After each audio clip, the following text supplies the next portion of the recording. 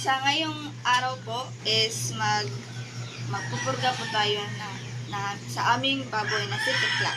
So, ang gagamitin po namin ay ivermectin. So, this is a day with Carla. Let's go!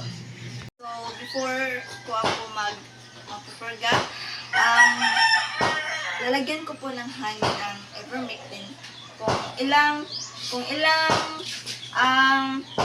ilang dosage po yung ilalagay ko dito. Yun din po ang hangin na ilalagay ko dito. So, since sa pagtatansya namin ni Tekla ay 20 kilograms, so ang dosage na kukuhain ang dosage na iano ko is 0.5. So, maglalagay po tayo ng hangin sa ivermectin. So,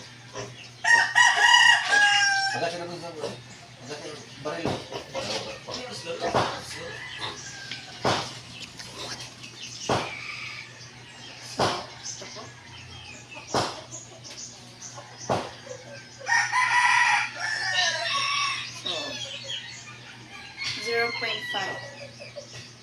So, tara!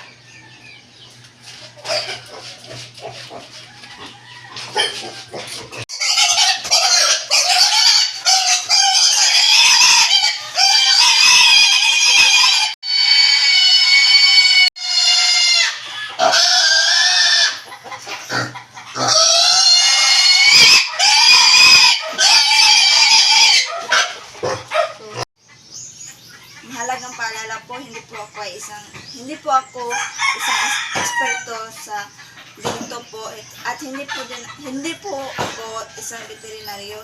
Base lang po ito sa aking mga nakikita at mga informasyon na nakuha ko po.